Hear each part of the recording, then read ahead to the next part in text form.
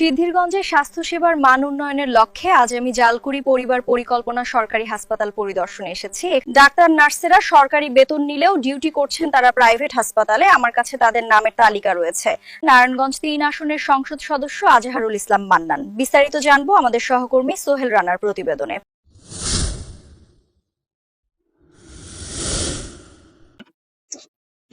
Hospital হবে না হবে এটা কিন্তু এখনো বলতে পারি। আমি চেষ্টা করবো। এটা একটা ডিপার্টমেন্টের নামে জায়গা আছে, এই জায়গা ওই ডিপার্টমেন্টটা বলাবে কেউ। আমরা চেষ্টা করবো 50,000 হসপিটাল করার জন্য। সেটা আপনার লোকের কাছে, আপনার এলাকার লোকের কাছে, প্রশাসনের কাছে, সবার কাছে আমি সহযোগিতা চাই। সবার কাছে সহযোগিতা চাই।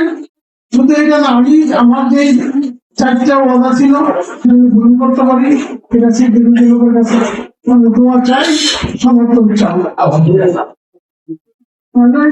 যে বাজে শৃঙ্খলা শুনেছি, জনসভা না,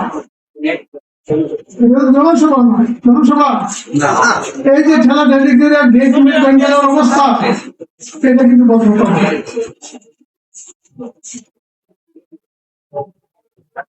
আপনাকে কাজটা জানতে হয়, আপনার সেই মনোভাব, সে চিন্তা করবেন, সেটার জন্য আমাকে সহযোগিতা করবো। আমি কিন্তু মন্ত্রী এবং বর্তমান প্রাইম মিনিস্টারের আশ্বাসের উপরে কিন্তু আসছি।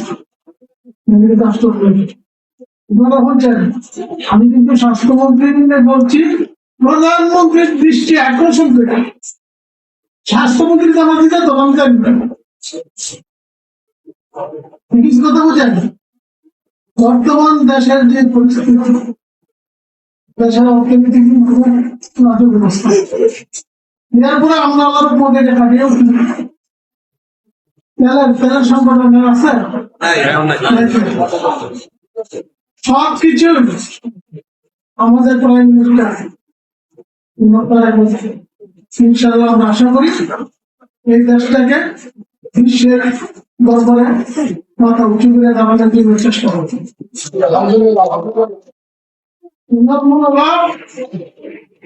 ওনার যে কথাবার্তা, সেটা অনুরোধ করে আমরা বুঝতে পারি ওনার কি করতে শিখেছে, কতটুকু দিতেছে।